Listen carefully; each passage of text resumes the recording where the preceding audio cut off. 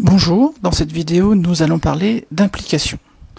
L'implication qui se note P avec une sorte de flèche orientée vers Q et qu'on dit aussi si P alors Q.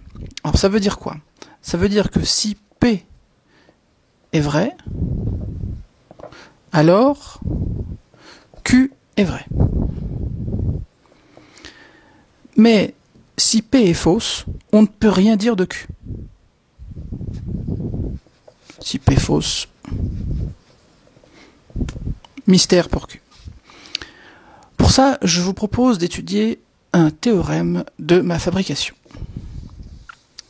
Le théorème est le suivant. Si la météo annonce de la pluie, alors je prends mon parapluie. Et imaginons que je croise Jules, un de mes anciens étudiants. Bonjour Jules, ça va les études, tout ça. Et lui il me dit, mais vous n'avez pas votre magnifique parapluie avec les têtes de mort? Je dis non, je ne l'ai pas. Alors, qu'est-ce que Jules peut en déduire? Sachant qu'il connaît le théorème, c'est un étudiant brillant, je lui connais tous les théorèmes par cœur. Donc il connaît le théorème, si la météo annonce de la pluie, alors je prends mon parapluie. Donc si je n'ai pas mon parapluie, alors Jules en déduit que nécessairement la radio n'a pas annoncé de pluie. Maintenant, imaginons que Jules me voit avec mon parapluie. Qu'est-ce que Jules peut déduire? Eh bien, rien du tout. Parce que, effectivement, la radio, la météo a pu annoncer de la pluie, et dans ce cas-là, j'ai mon parapluie. Mais qu'est-ce qui m'empêche d'avoir mon parapluie? Et pour autant, la météo a annoncé un grand soleil. On est en démocratie, si j'ai envie de prendre mon parapluie, je prends mon parapluie. Donc, à retenir, si j'ai pas mon parapluie, alors nécessairement, ça veut dire que la météo n'a pas annoncé de pluie. Ça, ce raisonnement, ça s'appelle la contraposée. Si on l'écrit en termes mathématiques, en fait, ce qu'on vient de voir là, c'est que P implique Q, c'est équivalent à non Q implique non P. Et donc ça s'appelle la contraposée.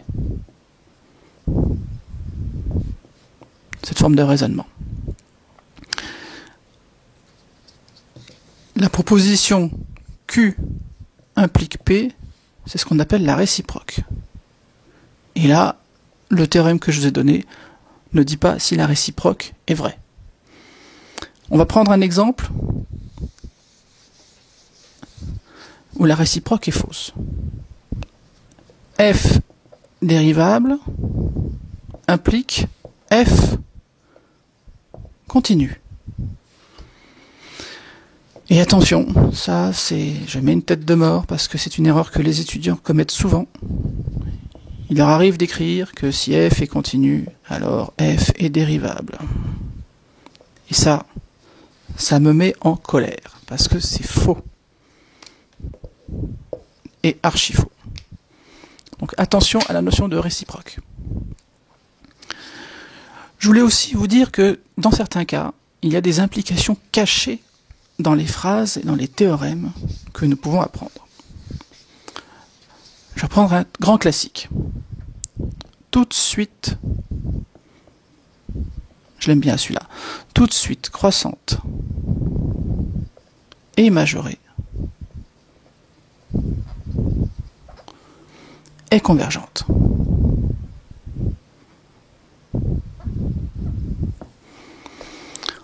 On va écrire ça mathématiquement. Quel que soit UN, donc une suite réelle, donc on va écrire qu'elle est croissante, donc croissante, ça s'écrit quel que soit N appartenant à N, UN plus 1 plus grand que UN, et on va écrire qu'elle est majorée, donc il existe un grand M appartenant à R, tel que quel que soit N appartenant à grand N, UN inférieur ou égal à M, alors UN est convergente. J'écris ici parce que j'ai pas la place là-haut. Donc UN convergente, ça veut dire qu'il existe un L appartenant à R, tel que limite de UN égale L quand N tend vers plus l'infini. Je peux aussi, si vous voulez, écrire le fait que la limite de UN est égale à L quand N tend vers plus l'infini. Mais bon, je vais vous rajouter encore des epsilon et des grands N. Allez, je le fais, puisque vous me le demandez, ok, je le fais. Quel que soit epsilon positif, il existe un grand N appartenant à N, tel que quel que soit N, N plus grand que grand N implique valeur absolue de UN moins L inférieure à epsilon. Voilà, vous avez plein de quel que soit, il existe, des implications, vous en avez partout, mais vous avez la traduction mathématique de cette phrase tout de suite convergente, croissante et majorée et convergente. Et maintenant, on va aborder le point le plus délicat de cette vidéo, la négation d'une implication.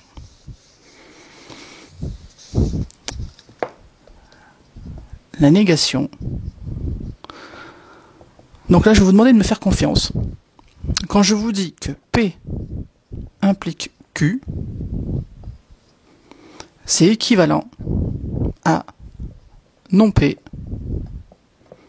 ou Q. Si vous voulez voir une démonstration, il faut utiliser des tables de vérité. Ça, vous allez sur Internet, vous allez trouver tout ce que vous voulez. Donc, la négation de P implique Q, en fait, c'est la négation de non P ou Q. Rappelez-vous des lois de Morgan, donc c'est P et non Q. Souvenez-vous bien de ça. Je vais le noter sur une autre ardoise, on va l'avoir sous les yeux tout le temps. Donc, non P implique Q, c'est équivalent à P et non Q. On va faire une illustration mathématique en exprimant le fait qu'une fonction f n'est pas continue en un point x0. On va d'abord écrire le fait qu'elle est continue. Avec des epsilon, etc. Vous adorez, je le sais. Quel que soit epsilon positif, il existe alpha positif, tel que quel que soit x appartenant à i. Je vais prendre x0 qui appartient à l'intervalle i.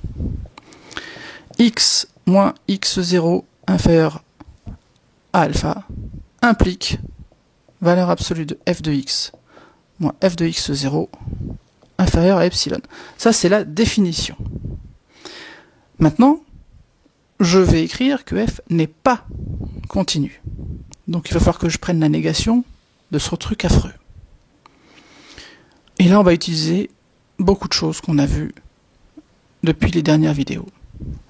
La négation des quantificateurs consiste à échanger les quantificateurs et à prendre la négation de la proposition. Donc je vais échanger les quantificateurs ici. Donc je vais me retrouver avec il existe epsilon positif tel que quel que soit alpha positif, il existe x appartenant à i tel que on est la négation de cette implication. Là, je reprends mon petit pense-bête. Ça, c'est la proposition P. Et ça, c'est la proposition Q. La négation de l'implication, c'est finalement x moins x0 inférieur à alpha. Je reprends P tel quel. Et je prends la négation de ce morceau. valeur absolue de f de x moins f de x0 supérieur ou égal à epsilon. Regardez ce qu'on a fait, je résume. On a échangé les quantificateurs et j'ai pris la négation de l'implication. Alors tout ça, ça a l'air bien compliqué. On va prendre un petit exemple. On va prendre une fonction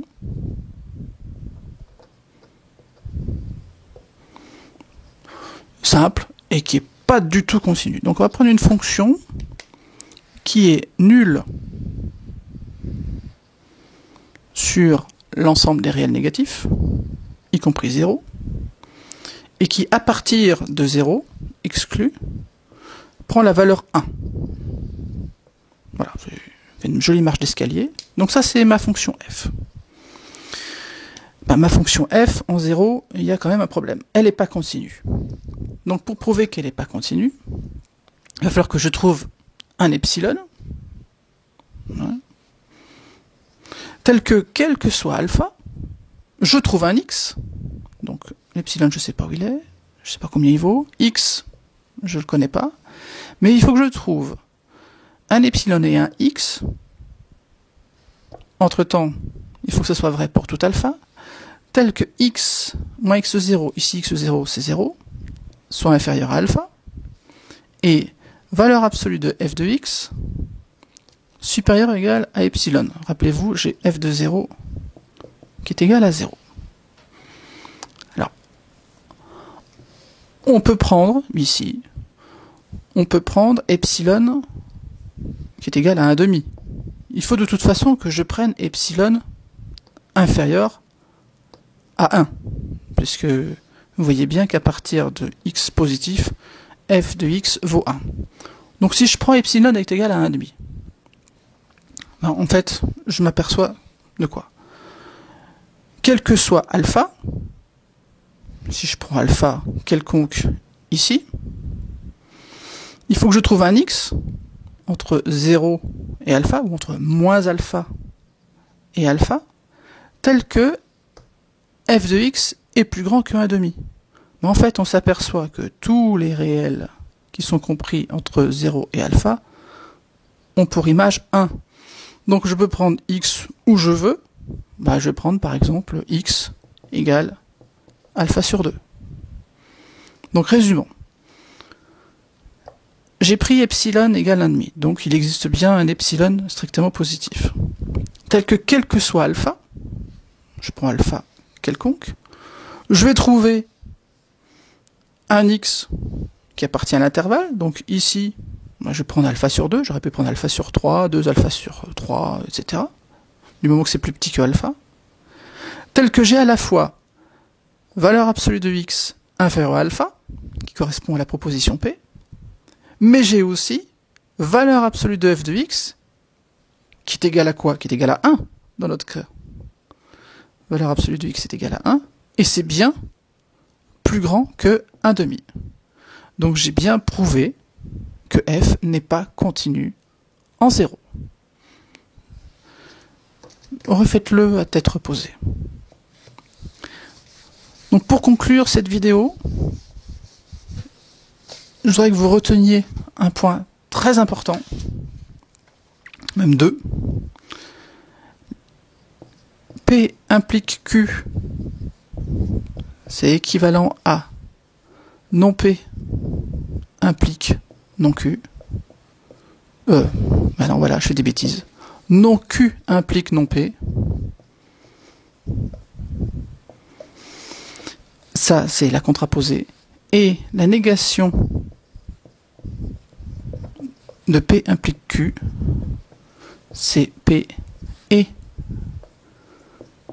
non Q. Voilà, c'est tout pour les implications. À bientôt pour les équivalences.